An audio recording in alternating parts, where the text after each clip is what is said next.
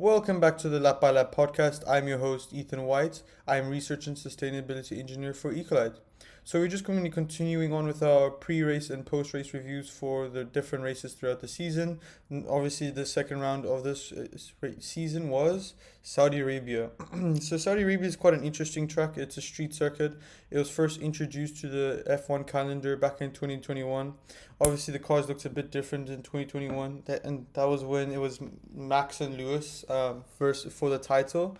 That was also quite an interesting race. Obviously, it was like a bit Max dive bombing into turn one, and then Max brake testing Lewis. At the end, Lewis won that race, so it's quite an interesting race. You look at 2022, where it was Charles versus Max. They were trying to let the other one pass before the DRS detection point. So if anyone doesn't know, DRS is the drag reduction systems in the F1 car.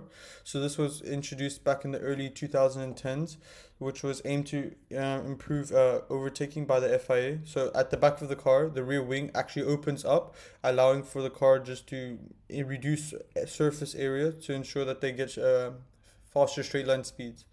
So a part of the system is you have to be 1 second. The car that's 1 second behind it has to be within that range of 1 second gets DRS. So when Charles and Max Verstappen were battling with each other, they're actually trying to be the last one or the one behind each other before the main straight, just due to the fact that they would just be getting DRS. So it was kind of we kind of saw it's kind of similar that we saw in Bahrain 2022, when it was like you go first, you go first, you go first. So it was quite an interesting battle from them. We had Max's incident in 2023 during qualifying, where he had an engine problem, leaving him to actually battle his way through the grid. And that left him in P2. So this was Checo Perez's first race win, if I'm not mistaken. One of the longest careers without a win. Then just some statistics about the race. The race is about 200. The average speed around the track is about 250 kilometers an hour. The track's about 6 kilometers long. Um, the thing with this track is you want a low downforce car, so you want to have this like minimal amount of downforce on the front and rear wing.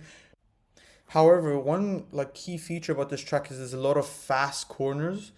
So you might want to sacrifice your downforce for the long straights. However, you don't want to have understeer, or even understeer in these corners where you're not even gonna make it, and you have to start lifting more. So the teams will definitely have to find a fine balance between this. There's definitely a lot of dangerous corners like this. Once again, this is a street circuit, so there's a lot of blind corners, as multiple teams have stated in the past. There's about three DRS zones, so this is definitely one of those tracks where it promotes overtaking. So one of the cars that have a low drag. So if we look at Bahrain, the Red Bulls are quite fierce in the street, so they'll definitely have quite an advantage here. I mean, the one teams that I definitely think would also were quite successful here was Williams, because Williams last year had quite a low drag car. However, that doesn't mean they had quite they didn't have high downforce. So when you go to tracks like Belgium and others, they were fine in the straights. But when you get to tracks like Monaco, that don't really have long straights and or any like high speed corners, and it's just mainly low speed corners. So that's where they really struggled. So hopefully this year they'll be able to get an advantage. I mean, as is the second race of the season, I definitely do hope Charles Leclerc can get back in this championship battle. Obviously, Bahrain, if you remember, he had his brake issues leading him to become P4.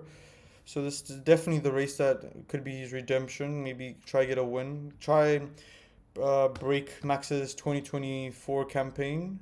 But we will have to see. So my predictions will probably be Charles P1. I'll probably have to say Max P2, and I'm just trying to think who do I think will do quite well. Um, I would like to say Fernando Alonso. Very talented driver. And yeah, so that's it from me. Thank you guys for listening, and hope you have a great day.